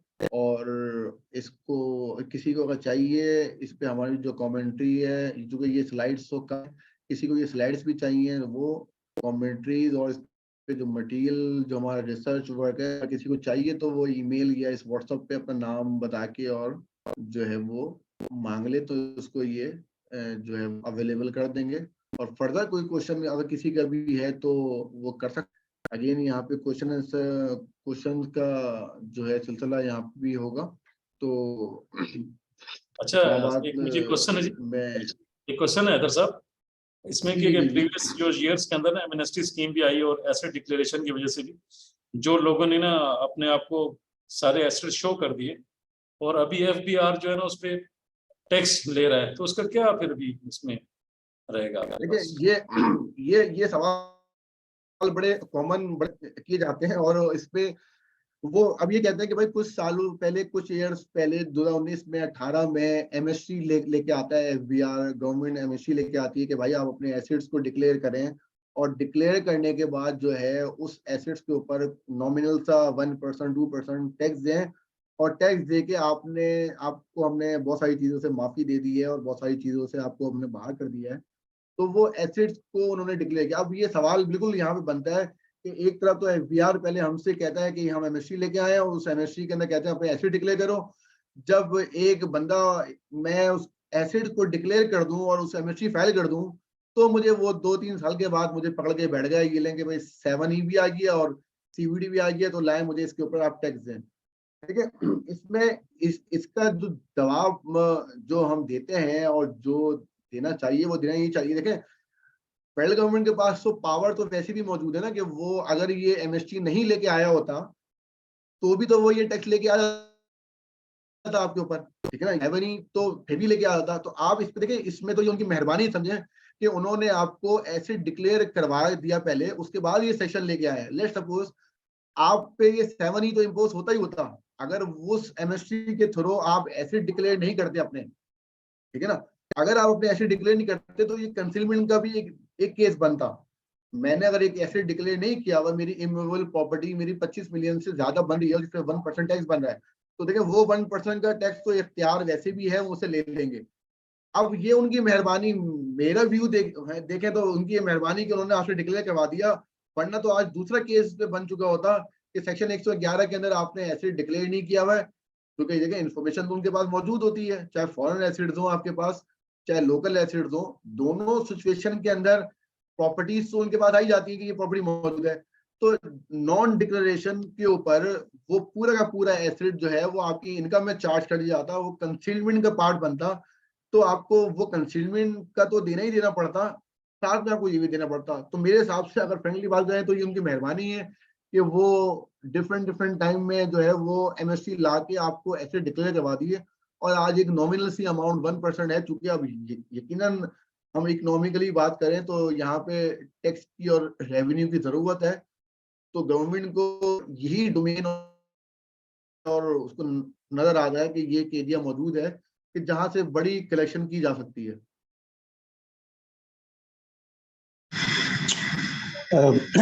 Thank you very much, Heather Imam sir. We have some question from honorable members. First question is that on which type of person this 7 is applicable? Is it applicable on resident person only, or non-resident are also required to pay this 7E? देखिए both section are applicable on the resident person. If we are talking about the 7E of the income tax ordinance, 7E is applicable on the all person, including individual AOP and company. However, the CBT is applicable on the individual person, resident individual person. तो दोनों को हमने define किया हुआ है कि होगा ये रेजिडेंट के ऊपर ही, बट जो है वो CBT जो है सिर्फ इंडिविजुअल के ऊपर है, और 7E जो है वो पर्टिकुलरली जो उन्होंने पर्सन का वर्ड यूज किया हुआ है। तो चूंकि पर्सन को डिफाइन नहीं किया हुआ तो हम पर्सन को उस तरह लेंगे कि all individual UP and company all are included. My second question is that what is difference between 7E and CVT? Because both are applicable on resident person, both are applicable on capital asset, and both are on rate of 1%. Then why CVT implementation was announced? Technically, 7E is applicable on the immovable property or capital assets situated in Pakistan, held in Pakistan at the tax year end. जबकि हमारे पास जो CVT है वो applicable है foreign assets के ऊपर है, और या अगर लोकल एसेट के ऊपर भी है तो लोकल एसेट में भी स्पेसिफिकली दे आर स्पेसिफाइंग कि सिंपली व्हीकल्स के ऊपर है, and all are applicable on the foreign assets. अब एक और क्वेश्चन है मेंबर से कि ये जो सिंध हाई कोर्ट ने पिटीशन डिसमिस की है, ये किस पॉइंट पर की है, ये जरा एलिबोरेट कर दें। देखें इसमें हाँ बेसिकली देखें इसमें जो सिंध हाई कोर्ट में जो कि दोनों की डायमेंशन अलग अलग है। अगर हम मैं सिर्फ CVT की बात करूँ ना, CVT के अंदर वो ये कहते हैं कि फेडरल गवर्नमेंट जो है वो आज के ऊपर टैक्स इम्पोज नहीं कर सकती है, प्रोविजनल गवर्नमेंट मतलब बेसिकली फेडरल गवर्नमेंट का राइट्स नहीं है। तो CVT के अंदर तो उन्होंने ये बोला कि CVT के अंदर फेडरल गवर्नमेंट अगर इम्पोज कर रही है तो वो तो पाकिस्तान में जो एसिड्स हैं उनके ऊपर एप्लीकेबल नहीं होगा ना, वो तो यकीन ना वो तो चार्ज हो रहा है फॉरेन एसिड्स के ऊपर। अगर मैं फॉरेन एसिड की बात करूं तो कॉन्स्टिट्यूशन के अंदर फॉरेन एसिड्स की बात नहीं लिखी हुई, तो इसका मतलब ये है कि वो एप्लीकेबल किया जा सकता है उसके ऊपर कि अगर फॉरेन एसिड मेरे पास मौजूद हैं। क्योंकि फेडरल गवर्नमेंट अगर जो कि 18 अमेंडमेंट का इशू था इसके अंदर के भाई 18 अमेंडमेंट के बाद जो है वो राइट्स जो है वो प्रोविंस के पास आ गए हैं, और province can impose the tax on the immovable properties ना। तो बेसिकली ये तो प्रॉपर्टीज पाकिस्तान की प्रॉपर्टीज पे तो है ही नहीं, ये तो मेनली जो है वो फॉरेन एसिड के ऊपर CVT लगाया गया है। तो चूंकि यहाँ पे कॉन्ट्रडिक्ट बात यहाँ पे करी तो इसलिए जो है वो सिंध हाई कोर्ट ने इस पे डिसमिस किया है। अच्छा एक और क्वेश्चन है कि ये किस वैल्यू पर लगता है 7E और CVT मींस के कास्ट पे होगा, मार्केट वैल्यू पर होगा, और अगर मार्केट वैल्यू पर है तो ये किस तरह डिटरमिन की जाएगी मार्केट वैल्यू? कोई इसकी बेस दी गई है या नहीं? 7E बिल्कुल बिल्कुल, देखिए 7E के अंदर तो वो कहता है फेयर मार्केट वैल्यू, ठीक है। फेयर मार्केट वैल्यू हमें डिफाइंड है सेक्शन 68(4) के अंदर डिफाइंड है कि 68(4) हमें डिफाइन करता है कि फेयर मार्केट वैल्यू क्या है ना। तो फेयर मार्केट वैल्यू सेक्शन 68 जो डिफाइन करता है वो ये डिफाइन करता है कि जो भी एफबीआर नोटिफाई करेगा वो उसकी फेयर मार्केट वैल्यू होगी। एफबीआर ने अपने नोटिफिकेशन दिए हैं, उस नोटिफिकेशन के तहत जो है वो बेसिकली हमारा उस नोटिफिकेशन अगर आप देखेंगे ना तो उसके अंदर डिफाइन है कौन से एरिया पे कितना टैक्स है, तो एफबीआर वैल्यू के ऊपर दिया जाएगा। अच्छा, सेक्शन 68 के बाद सेक्शन 68 में जो सब क्लॉज 4 है, 4 तो कहता है एफबीआर वैल्यू के ऊपर, जो कि फेयर मार्केट वैल्यू होगी वो एफबीआर वैल्यू होगी। लेकिन वहीं पे वो अगला सब ये बात करता है कि अगर एफबीआर वैल्यू डिटरमाइन नहीं हो पा रही, ठीक है ना, लेट्स सपोज के जो एफबीआर का जो नोटिफिकेशन है उसके अंदर कोई स्पेसिफिक पाकिस्तान का एरिया है, वो एरिया वहां पे डिफाइन नहीं है, ठीक है ना, उस नोटिफिकेशन के अंदर कोई जगह डिफाइन नहीं की गई, अगर वो एफबीआर वैल्यू वहां पे डिटरमाइन नहीं कर पा रहा किसी भी वजह से भी, तो उसके बाद नीचे लिखा हुआ है वहां पे कि वो डीसी वैल्यू के ऊपर कैलकुलेट करेगा, ठीक है। तो डीसी एक एफबीआर होती है, दूसरी डीसी वैल्यू होती है। तो चूंकि फेयर मार्केट वैल्यू नंबर 1 हमने क्या बात की, फेयर मार्केट वैल्यू क्या होगी कि जो एफबीआर नोटिफाई कर वो कैलकुलेट नहीं हो पा रहा और वहां पे वो हम नहीं डिटरमिन कर पा रहे, तो उसके बाद वो उसके पास वेरी नेक्स्ट क्लॉज अगर आप देखेंगे वहां पे वो कहता है कि वैल्यू है, आप जो भी उसकी डीसी वैल्यू होगी उसको आप करके उसका 1% आप कैलकुलेट कर लेंगे। तो डीसी वैल्यू इज दी, फिर जो होगी वो आपकी फेयर मार्केट वैल्यू होगी।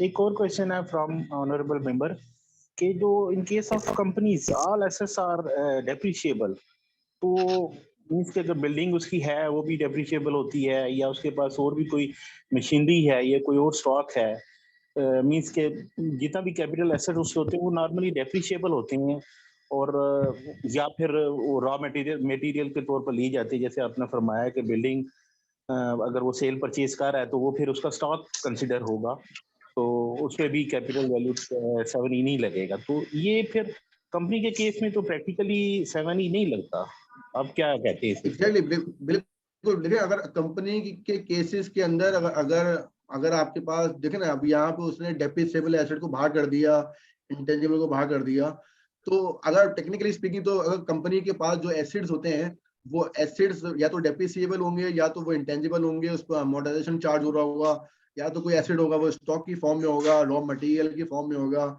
इन्वेस्टमेंट होगी तो सिक्योरिटी की फॉर्म में होगी, तो ये सारे के सारे हमारे बाहर आ जाते हैं यहाँ पे, और फिर इस हिसाब से जो है ना वो इन चीजों पे एप्लीकेबल नहीं होता। तो टेक्निकली अगर बात करें तो चूंकि वर्ड वहाँ पे रेजिडेंट पर्सन का लिए लिखा हुआ है, तो कंपनी पे की डेफिनेशन इसमें आ तो जाती है, लेकिन हमें कहीं प्रैक्टिकली कहीं नजर नहीं आता कोई एक्सेप्शनल केस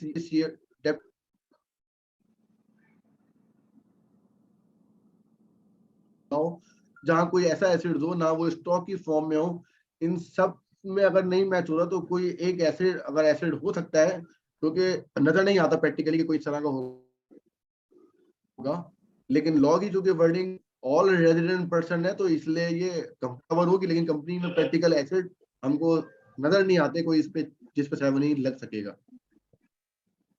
एक और क्वेश्चन है कि जो 7E कैलकुलेट होगा वो after deducting all these exemption as you mention in your briefing, उसको सारा डिडक्ट करने के बाद फिर 25 मिलियन कैलकुलेट किया जाएगा, और अगर 25 मिलियन से लेस है तो फिर वो एग्जाम्प्ट होगा या नहीं होगा?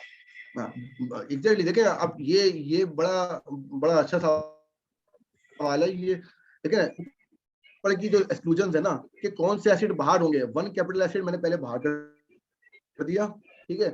प्रीमिसेस चूंकि यहाँ पे कोई 1 या 2 किया हुआ है, तो सारे बिजनेस प्रीमिसेस मेरे बाहर होगा जहाँ मेरा बिजनेस कैरी आउट हो रहा है, मेरी एग्रीकल्चर बाहर हो गई, मेरे पास वो प्रॉपर्टी जहाँ से रेंटल इनकम रिसीव हो रही है, इन सारी एक्सक्लूजन के बाद अगर मेरे पास कोई एसिड बचता है जिसकी मार्केट वैल्यू 25 मिलियन या उससे बनती है तो मुझ पे एप्लीकेबल है। लेट्स सपोज ये सारी एक्सक्लूजन मैं निकाल दे, इनके एसिड्स में मेरे पास बाहर हो गया, एक मेरी फैक्ट्री बाहर हो गई, एक मेरी एग्रीकल्चर बाहर हो गई, एक ऐसा घर है जिसको मैंने किराए पे दिया हुआ जहाँ से रेंटल इनकम आ रही है वो मेरी बाहर हो गई, एक मेरी ऐसी प्रॉपर्टी है जहां मैंने 236K का टैक्स फर्स्ट ईयर में पे किया हुआ है, बाहर हुई। तो मेरी अगर 6 की 6 प्रॉपर्टी है और मेरी बाहर हो जाती है तो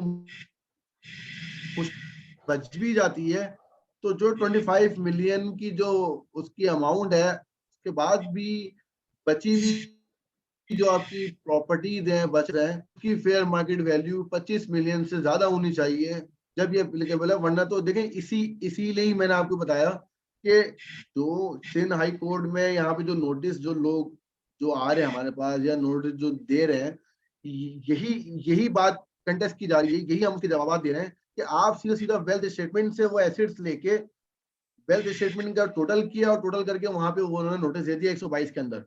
आप देखें ना कि अब पहले तो ये सब चीजें एक्सक्लूड होंगी यहाँ पे, इसी तरह से 176 के नोटिस दे दिए कि आप अपनी इन्फॉर्मेशन दें। भाई मैं क्यों इन्फॉर्मेशन दूं जब मेरी वेल्थ स्टेटमेंट के अंदर मेरे सारे एसेट्स आ रहे हैं वहां पे मौजूद।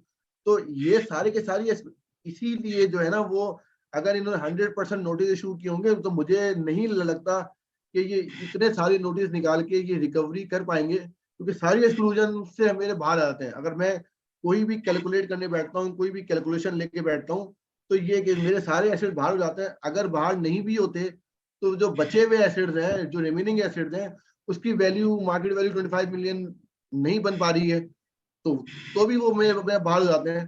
तो एफबीआर को ये वाली थोड़ी डायरेक्शन थोड़ी सही अपनी करनी पड़ेगी, जो कि हम यहाँ कराची में नोटिस हमको जिस तरह के मिल रहे हैं वो हमें नहीं लगता कि उससे एफबीआर कोई रिकवरी कर सकता है या कोई ऐसा टैक्स ले सकता है, अनलेस उनके पास देखें यकीनन उनके पास अगर वेल्थ स्टेटमेंट के अंदर किसी के रिटर्न के अंदर एसेट आ रहे हैं तो एफबीआर के पास नोटिफिकेशन मौजूद है, वहीं से वो मार्केट वैल्यू को निकाले, वहीं से वो वन कैपिटल एसेट को बाहर करे।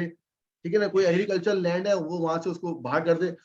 बहुत सारी कैलकुलेशन, बहुत सारा जो तो ये वर्किंग है, अगर एफबीआर के पार्ट पे किया जाए और फिर इसको नोटिस इशू किया जाए तो शायद किसी में सही रिकवरी की जाती है। अदरवाइज हम आई थिंक मतलब हम नहीं समझते कि ये कोई जनरल नोटिस दे के और आप इसकी रिकवरी कर लेंगे। आप जिनके पास नोटिस आ रहे हैं तो वो उनको यकीनन जो है वो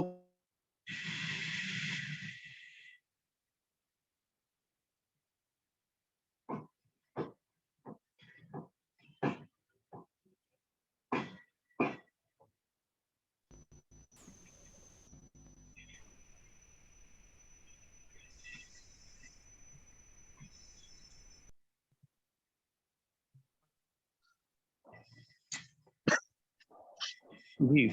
अच्छा, एक हैदर भाई एक और क्वेश्चन है कि after deducting all these exemption अगर किसी की प्रॉपर्टी 26 मिलियन है तो क्या 7 टोटल 26 पर देना पड़ेगा, मिलियन पर देना पड़ेगा, या आफ्टर डिडक्टिंग 25 मिलियन और जस्ट 1 मिलियन पर 7 ही देना पड़ेगा? देखिए इसमें इसमें जो जो देखिए जो लॉ की वर्डिंग है इसमें सारे एसेट्स जब निकाल देने के बाद जो है इसमें लिखा एग्रीगेट, यहाँ पे लिखा aggregate fair market value exceeding 25 million बोला है। तो वर्डिंग से तो बिल्कुल यही है कि जो जो एक्सीडिंग अमाउंट होगी, अगर हम इसमें आप जो व्यू ले रहे हैं वो आप ये कहना चाह रहे हैं कि जो 25 मिलियन से ज्यादा होगा उस पर लगेगा, नहीं। इसमें जो हमारा व्यू, जो मेरा व्यू इसमें हमारा यही है कि सारे बाहर कर देने के बाद जब सब मैंने बाहर कर दिया फिर भी मेरे पास अगर 25 मिलियन से 26 मिलियन की अमाउंट बनती है तो इसका मतलब 26 के 26 मिलियन जो है वो मेरे पास टैक्सेबल होगा अंडर दी 7 ही, क्योंकि मेरे पास सारी एक्सक्लूजन आ गई। एक्सक्लूड करने के बाद ही अगर मिलियन से ज्यादा है तो अब ये होल अमाउंट पे मुझे पे करना पड़ेगा, जो कि 26 मिलियन की अमाउंट बनेगी।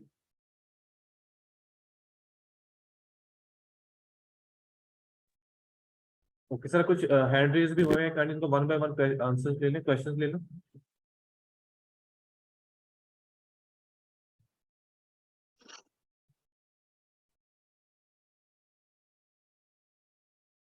ओके वीवो 2022 में आपका माइक अनम्यूट कर रहा हूँ, पहले अपना जरा माइक अनम्यूट करिए।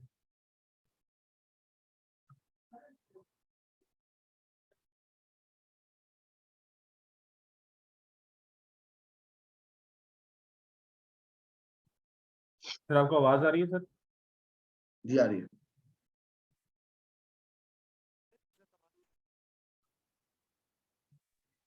प्लीज पहले अपने आप को इंट्रोड्यूस कराएं जी।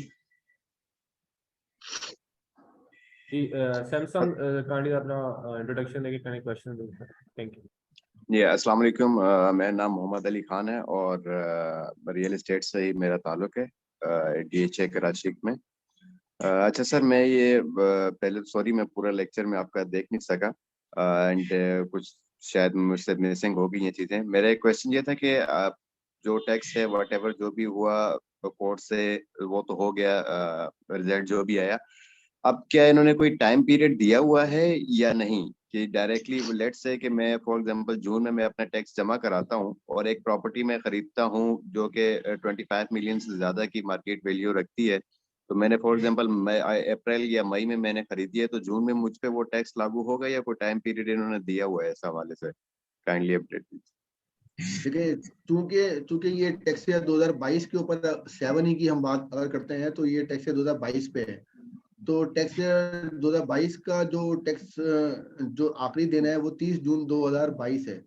तो अब ये इनका लॉ में इस तरह से कि 30 जून 2022 पे अगर आपके पास एसेट की फेयर मार्केट वैल्यू अगर एक्सीड कर रही है और आपके ऊपर एप्लीकेबल हो रहा है, तो चूंकि अभी ये कोर्ट से डिसाइड हो गया तो अब आपको इसका कोई टाइमलाइन नहीं है। अब चूंकि वॉलंटरी आपको जो है ना वो पे करना है, अनलेस कि आप सुप्रीम कोर्ट अगर पिटीशन का पार्ट बन रहे हैं।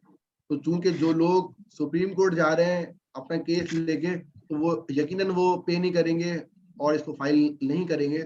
लेकिन जो बंदा जो टैक्स पेयर एडमिट करेगा कि ठीक है मैं इसको पे करना चाह रहा हूँ और मैं सुप्रीम कोर्ट या किसी लिटिगेशन में नहीं जाना चाह रहा, तो वो यकीनन उसको जो है वो पे करना है। अगर वो पे नहीं करेगा तो FBI ने वैसे भी कराची के अंदर नोटिस इशू कर दिए हैं, तो वो आज नहीं तो कल जो है ना वो रिकवर कर लेंगे वो, अगर आप कोर्ट नहीं जाते। Okay, thank you.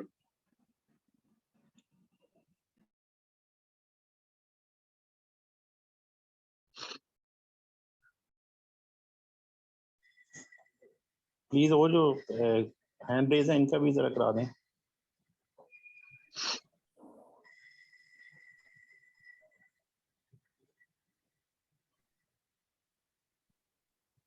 Ji participants अगर आपको कोई क्वेश्चन है कहीं अपना हैंड रेज कर दें ताकि क्वेश्चन को ले लें, या फिर हम चैट बॉक्स में हमें मेंशन कर दें कमेंट्स में ताकि हम क्वेश्चन को फिर स्पीकर से पूछ लें।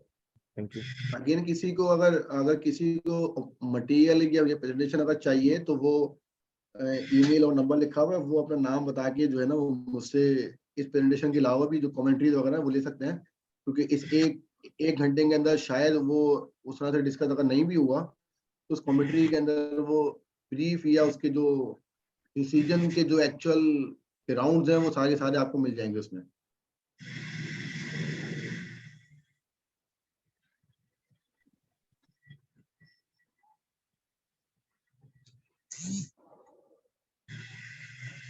I think there is no further question. Any other question? Sir एक क्वेश्चन आया कि please clear the which notice to be issued in case of query by FBR, will it be under section 176? देखिए 176 के अंदर जो है ना वो एक जनरल सा नोटिस आया है, वो उसके अंदर ये अगर उसकी मैं वर्डिंग की बात करूं तो वो ये सिंपल था, उसमें ये लिखते हैं कि चूंकि 7E डिसाइड हो गया है और अपनी आप जो है ना वो एक जो है वो अपनी इमूवेबल प्रॉपर्टी 7E के ऊपर आप अपना जो भी टैक्स बनता है वो आप डिस्चार्ज करें। बहुत जेनरिक सा नोटिस है बहुत, और वो एक इंफॉर्मेशन मांगने वाले एक अंदाज में जो नोटिस आता है वो है, जो कि अगेन ये कि कंटेस्टेबल है और हम इसको कंटेस्ट इसी बात पे कर रहे हैं कि आपके पास सारी चीजें मौजूद हैं, आपके पास वेल्थ मौजूद है, आपके पास FBI का नोटिफिकेशन मौजूद है, तो आप मेरे वेल्थ स्टेटमेंट में से मेरे इमूवेबल प्रॉपर्टीज की मार्केट वैल्यू आप निकाल के आप खुद चेक कर लें, और अगर मुझ पे हो रहा है तो फिर मुझे जो है वो आप नोटिफाई करें कि भाई इस तरह से आपके ऊपर टैक्स बनता है, देन फिर मैं लायबल हूँ पे करने का। तो अब चूंकि यहाँ पे FBR खुद क्लियर नहीं है, यहाँ पे कोई 176 का नोटिस यहाँ बनता नहीं है और यहाँ पे दे रहे हैं, क्योंकि मैंने आपको बताया भी कि यहाँ कराची के अंदर यहाँ पे लोग FTO भी चले गए उस नोटिस को लेके, और उस नोटिस को FTO ने डायरेक्शन देके FBR से विड्रॉ करवा दिया। ओके सर, समीउल्लाह है, उनका है कि the limit of 100 million is still applicable for CVT। जी बिल्कुल बिल्कुल, वो यही एप्लीकेबल उसके ऊपर भी है। 100 मिलियन आपके फॉरेन एसेट्स जो है 100 मिलियन से ज्यादा होंगे तो ही आपके ऊपर एप्लीकेबल है।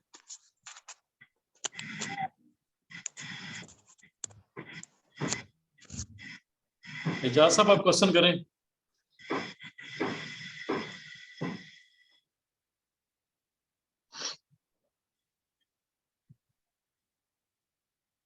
आपकी आवाज नहीं आ रही।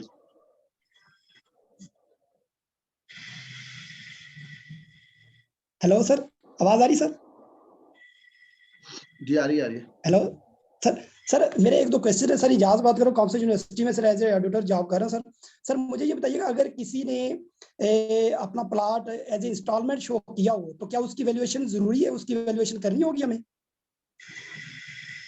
आप एक प्लॉट जो है ना वो इंस्टॉलमेंट पे चल रहा है तो उसकी वैल्यूएशन करनी होगी सर? देखें बिल्कुल देखें, अगर मैं डेफिनेशन की अगर मैं बात करूँ ना, देखें अगर फिर हम अगेन 7E के उसमें आ जाते हैं, 7E अगर मैं बात करूँ डेफिनेशन में आ जाए तो वहां पे लैंड, बिल्डिंग, फ्लैट्स और हाउस। अब कैपिटल एसेट में अगर मैं बात करूँ कि अगर आपने इंस्टॉलमेंट पे भी लिया हुआ है तो जब तक आपने उसकी पेमेंट कर दी है तो वो यकीनन उसके अंदर वो आ गया। नहीं सर, लैंड अभी और बिल्डिंग इंस्टॉलमेंट है सर, नॉट फुली ऑनरशिप में नहीं है, 100% ऑनरशिप में नहीं है। वो जस्ट उसकी अब लेट्स सपोज के 20-30% उसकी आपने पेमेंट की है, तो क्या उसकी वैल्यूएशन हमें करनी होगी सर? ठीक है, टेक्निकली तो चूंकि यहाँ पे ओन अगर हम बात करूँ ना, कैपिटल एसेट ओन बाय, अब चूंकि देखें हर जगह पे ये ओन वाला वर्ड लिखा हुआ नहीं है, लेकिन आई थिंक ये इसके अंदर जो है ना वो इंक्लूड होना चाहिए। इंक्लूड होना चाहिए सर? होना चाहिए सर दूसरा मेरा क्वेश्चन ये है कि अगर FBR की जो नोटिफाइड रेट्स हैं, वैल्यूएशन रेट्स है, अगर उस पे कोई रेट्स नहीं मिलता जहां पे आपकी प्रॉपर्टी है और for calculation of DC rate उसमें भी आपको कोई प्रॉब्लम आ रहा है, तो देन हमें फिर क्या करना चाहिए उसकी वैल्यूएशन के लिए? क्या जो हमारे एजेंट्स हैं रियल एस्टेट्स वाले, उनसे हम रेट लेके वैल्यूएशन कर सकते हैं? हमें ये जो सेक्शन 7E है ये हमें इसकी इजाजत देता है? देखिए, उसमें अगर मैं आपको ये बात करूँ ना कि अगर आपके FBR के अंदर नहीं मिल रहा तो DC के अंदर देखें क्यों नहीं आपको मिलेगा। जब आप एसेट परचेज करते हैं, उस एसेट परचेज करने में आप अपना टैक्स पे करते हैं, एडवांस टैक्स पे करते हैं। वो जो एडवांस टैक्स है ना, वहाँ पे वो चालान मौजूद होगा और वहाँ वो जो एडवांस टैक्स है वो DC वैल्यू पे होता है। तो चूंकि वो DC वैल्यू वहाँ पे आपके पास अल्टीमेट कुछ नहीं होगा, तो DC वैल्यू तो आपके पास वहाँ मौजूद होगी। वहाँ पे जब आपने परचेज की होगी, ठीक है ना, जब आपने परचेज किया होगा तो यकीनन उस परचेज पे 236K का आपने टैक्स पे किया होगा। ठीक है, तो चूंकि वो जो टैक्स है वो DC वैल्यू या FBR वैल्यू के ऊपर ले जाता है, तो वैल्यू तो आपको वहां से डिटरमाइन हो जाएगी लाजमी। तो जाहिद साहब आप जरा कंक्लूड कीजिएगा।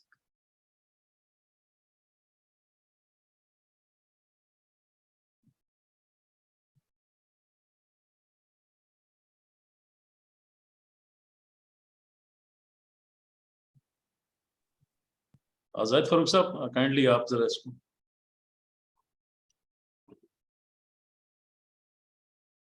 जाहिद साहब आपका माइक म्यूट है, काइंडली जरा अनम्यूट कर लें उसको। Thank you.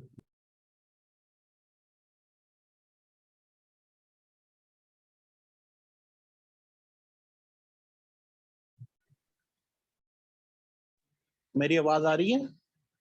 जी आ रही है, बिल्कुल आ रही है। जी, we are very happy to announce that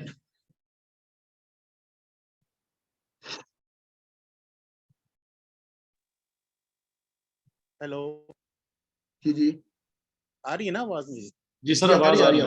आ रही है आवाज। We are very happy to announce that 20 April 2023 that Mr. Atar Salim has joined us.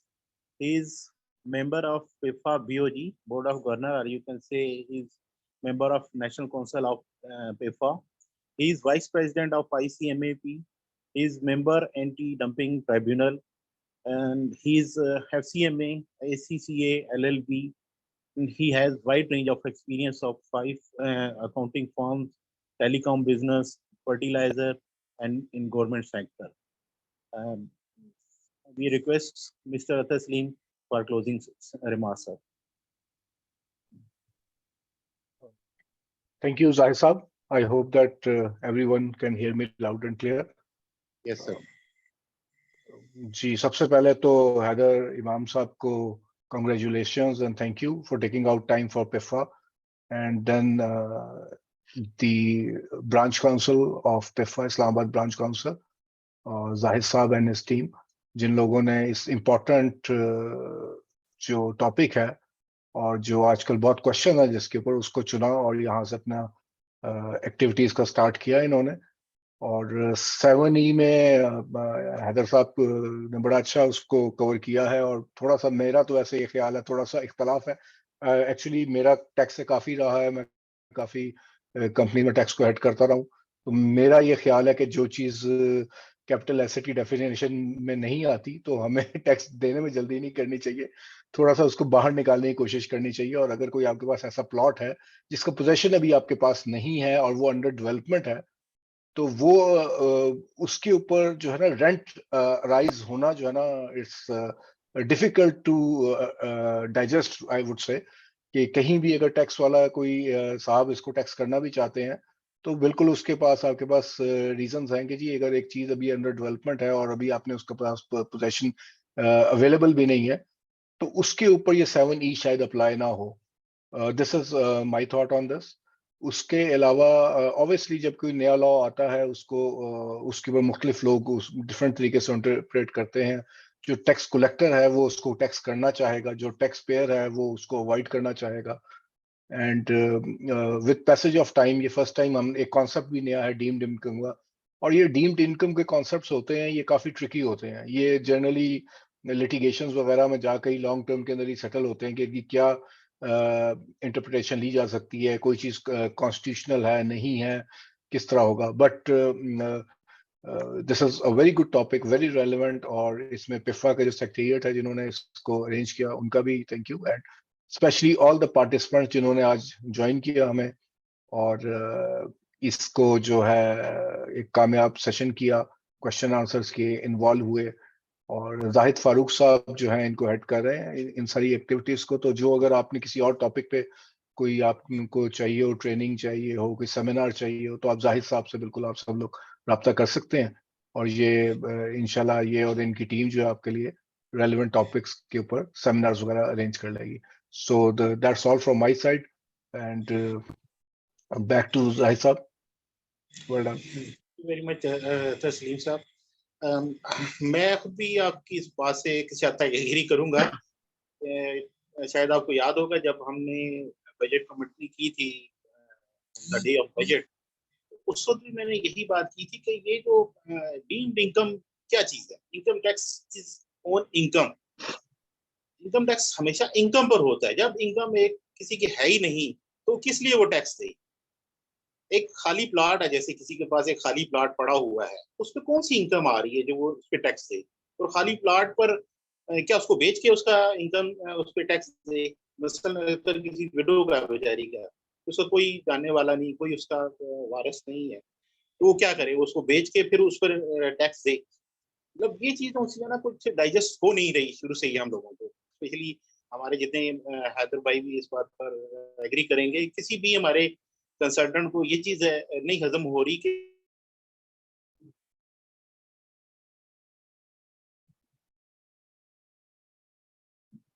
जब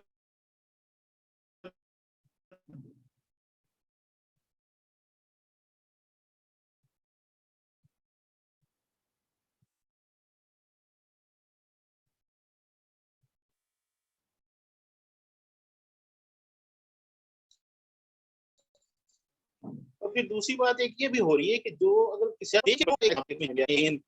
अगेंस्ट द लॉ है, क्योंकि जो भी लॉ की अमेंडमेंट आती है वो हम हमेशा उसको प्रोस्पेक्टिवली अप्लाई करते हैं, रेट्रोस्पेक्टिवली अप्लाई नहीं करते। तो ये भी एक लिटिगेशन में ये चीज आई हुई है। तो मैं आई थिंक ये काफी आगे तक चलेगा ही, ये सुप्रीम कोर्ट भी जाके इसका फाइनल डिसीजन होगा। With this, I am grateful to Haider Imam Saab for this beautiful and knowledgeable lecture. Mr. Athar Salim Saab for gracing over this webinar, and all respectable members and committee of PIFA. Thank you very much. Allah Hafiz. Thank you.